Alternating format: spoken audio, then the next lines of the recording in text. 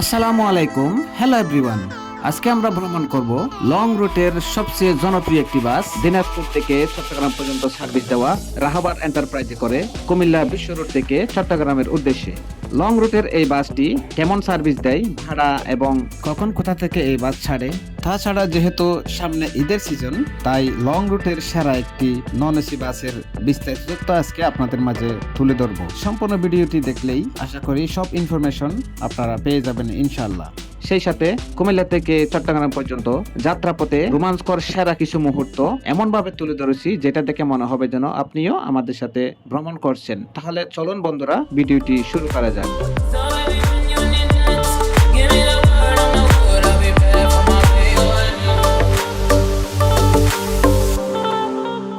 বর্তমানে লং রুটের জনপ্রিয় এই বাসটির বহরে হিনু, অশোক লেল্যান্ড, ফুসু এবং মার্সিডিজ বেঞ্জ ওয়েব 1623 দিয়ে রানীশংকৈল, দিনাজপুর, ফুলবাড়ি টু চট্টগ্রাম, ঢাকা, বান্দরবান রুটে খুবই সুনামের সহিত সার্ভিস দিয়ে যাচ্ছে। রুট অনুযায়ী এই বাসগুলিও বিভিন্ন ক্যাটাগরিতে সার্ভিস প্রদান করছে, যেমন দিনাজপুর টু সরাসরি চট্টগ্রামের রুটে সেমি প্যাকেট হিনু একে 1J, দিনাজপুর টু ঢাকা রুটে অশোক লেল্যান্ড ইগল 1818, দিনাজপুর টু বান্দরবান রুটে মিৎসুবিশি ফুসু এবং ঢাকা টু দিনাজপুর রুটে economy class AC Mercedes Benz bus দিয়ে উত্তরবঙ্গের যাত্রীদেরকে অসাধারণ ও নিরাপদে সার্ভিস দিয়ে যাচ্ছে এই রাহাবার এন্টারপ্রাইজ পরিবহনটি। আমরা কিন্তু ইতিমধ্যে কুমিল্লা থেকে চট্টগ্রামের উদ্দেশ্যে ছুটে চলছি। সামনে দেখতে পাচ্ছেন একটি লন্ডন এক্সপ্রেস স্লিপার, বাসটির বাম্পারে ছুটে চলছে।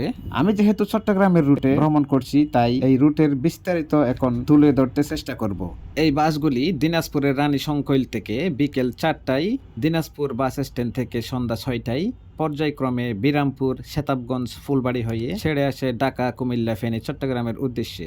আর চট্টগ্রাম হতে বিকাল 4টায় ফেনী, কুমিল্লা, ঢাকা হয়ে গোবিন্দগঞ্জ, রানীগঞ্জ, ঘোড়াঘাট, ভাদুরিয়া, বিরামপুর, ফুলবাড়ি, আমবাড়ি, দিনাজপুর, সেতাবগঞ্জ, পীরগঞ্জ, রানীশংকৈল পর্যন্ত ডে নাইট সার্ভিস হিসেবে ছেড়ে যায়। এই বাসের ভাড়া হচ্ছে বন্ধুরা দিনাজপুর থেকে সরাসরি 1000 থেকে 1300 টাকা পর্যন্ত হতে পারে হিনু একে 1J নন এসি বাসের ক্ষেত্রে। তবে বর্তমানে তেলের সংকটের কারণে ভাড়া যে বাড়বে তাতে কোনো সন্দেহ নেই। যাই হোক, যে কোনো তথ্য জানতে এই নাম্বারে যোগাযোগ করুন। তাছাড়া এই বাসগুলোর টিকিট কোন কোন কাউন্টার থেকে পাবেন সেগুলো আমি স্ক্রিনে টেক্সট আকারে দিয়ে দিচ্ছি।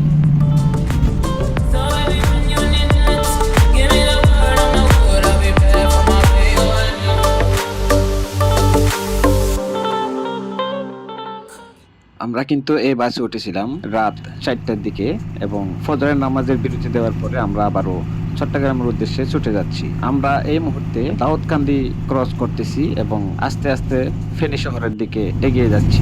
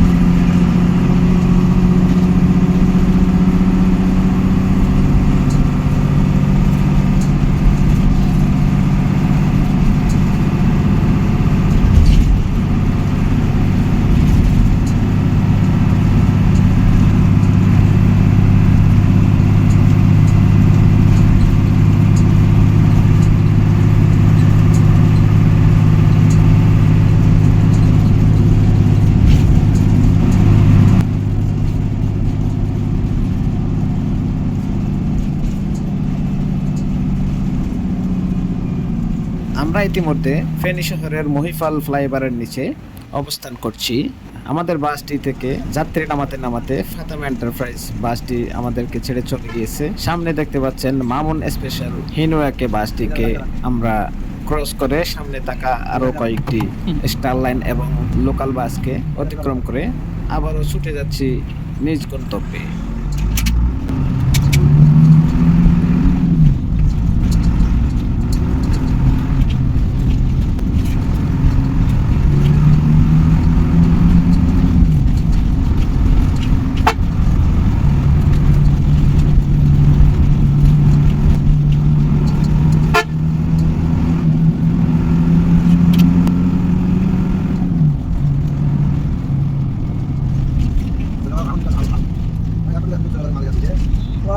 মাশাআল্লাহ সুন্দর লাগলো।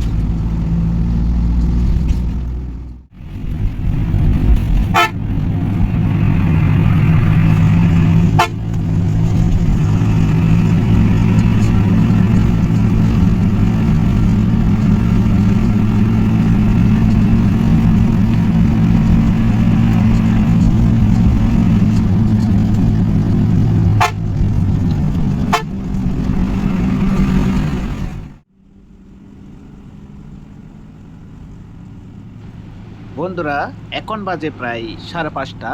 আমরা এই মুহূর্তে মিরসরাইয়ের খুব কাছাকাছি চলে এসেছি এবং হিনুর কর্কড়াগঞ্জের সাথে মনোমুগ্ধকর একটি জার্নি আমরা উপভোগ করছি।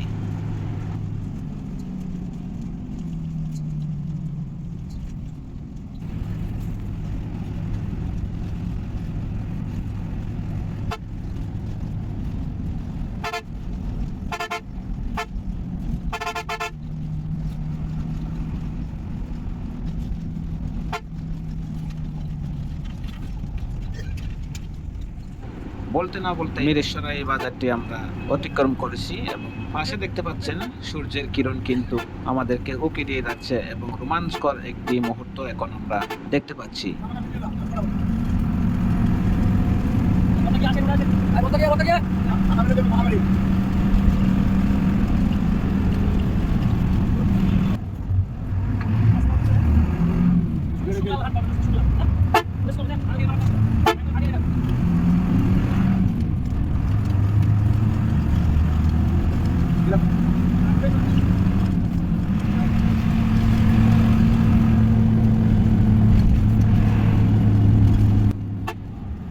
এই মুহূর্তে বাসের ড্রাইভার সাহেব কিন্তু একটু জিমাইতেছিল।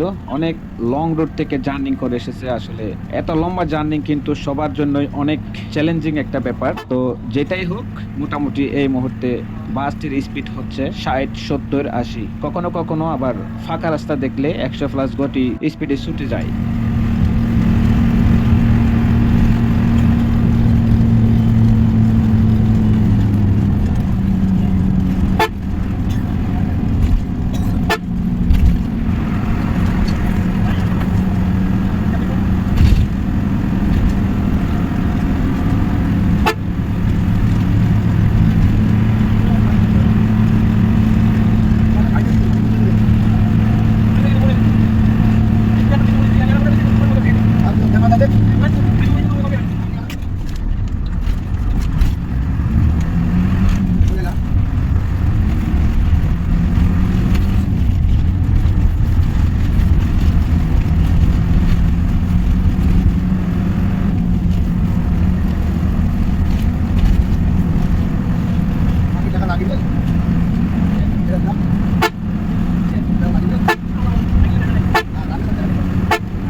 সামনে তাকা নোহা গাড়িটি আসলে অসাধারণ একটা ড্রাইভিং করেছে বলতে হয়। সেও কিন্তু করা একটা প্লেয়ার, ভালো একটা ড্রাইভার মনে হচ্ছে।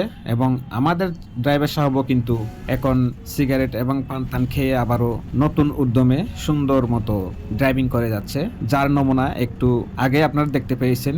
বাসটিকে কিন্তু অসাধারণ কন্ট্রোলিং করেছে, ডাইনে বামে এরকম।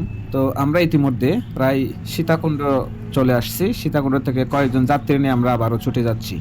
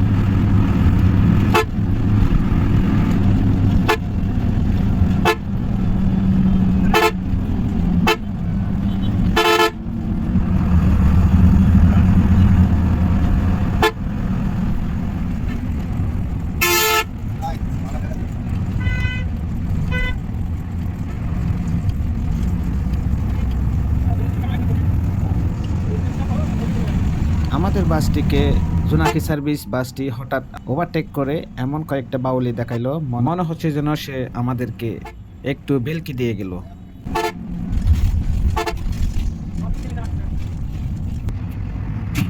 এদিকে গ্যাপে পড়ে বসুরহাট এক্সপ্রেসও আমাদেরকে ওভারটেক করে চলে যাচ্ছে। সত্যি কথা বলতে আমি এই ড্রাইভার সাহেব থেকে জিজ্ঞেস করছিলাম, উনি নাকি একাই দিনাজপুর থেকে এই চট্টগ্রাম পর্যন্ত বাসটিকে চালিয়ে নিয়ে আসছে। আমরা যে যাই বলি না কেন, এত দূরে জার্নির জন্য যেখানে যাত্রীরা পর্যন্ত বিরক্ত বোধ করে, সেখানে একজন ড্রাইভারের কতটুক কষ্ট নিয়ে ড্রাইভিং করতে হয় সেটা কিন্তু অবশ্যই বোঝার বিষয়। এখন বাস ওভারটেক করা কিংবা ওটি খাওয়া এটা কোনো বড় ব্যাপার না।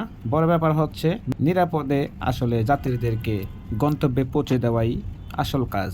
আমার মনে হয় এই রাহাবার বাসটি আসলে কিন্তু সেটার ক্ষেত্রে খুবই সচেতন, যেটা আমি আজকে ভ্রমণের মধ্যে দেখতে পেলাম। তবে হালকা পাতলা কিছু সমস্যা আছে, সেটা হচ্ছে কিছু কিছু জায়গায় 5-10 মিনিট দাঁড়িয়ে থেকে যাত্রী তোলা, সেটা আমার একদম পছন্দ হয়নি।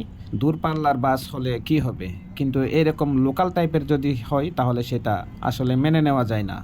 কারণ হিসাবে যদি বলি, আমি ভোর 4টায় কুমিল্লা বিশ্ব রোড থেকে চট্টগ্রামের উদ্দেশ্যে রওনা দিয়েছি। এই মুহূর্তে প্রায় 6:45 বাজে। এখনো পর্যন্ত আমি চট্টগ্রামের অলংকার কিংবা একেকানে পৌঁছাতে পারিনি, তবে খুবই শীঘ্রই আমরা একেকান পৌঁছে যাব ইনশাআল্লাহ।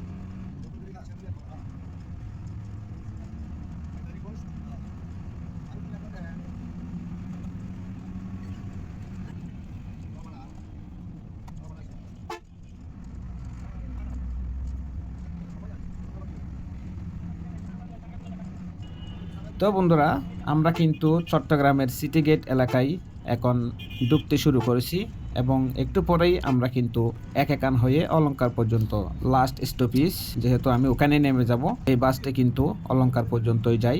অনেক সময় যাত্রী থাকলে কিন্তু ফ্রি ফুড কিংবা চট্টগ্রাম ইপিজেড পর্যন্ত যাওয়া আসা করে বলে জানা গিয়েছে। সেই সাথে এই ছিল আজকের ভ্রমণের সব তথ্য। তো বন্ধুরা, আজকের ভ্রমণটি কেমন লাগলো কমেন্টের সবাই আশা করছি মতামত জানাবেন, এবং আজকের ভিডিওটি যদি একটু ভালো লেগে থাকে অবশ্যই লাইক কমেন্ট শেয়ার করে পাশে থাকবেন। সেই সাথে বাংলাদেশ ট্রান্সপোর্ট জগতের সমস্ত ইনফরমেশন সবার আগে পেতে চ্যানেলটিকে সাবস্ক্রাইব করে পাশে থাকা বেল আইকনটিকে বাজিয়ে দিন। আজ এই পর্যন্তই। আসসালামু আলাইকুম ওয়া রাহমাতুল্লাহি ওয়া বারাকাতুহু।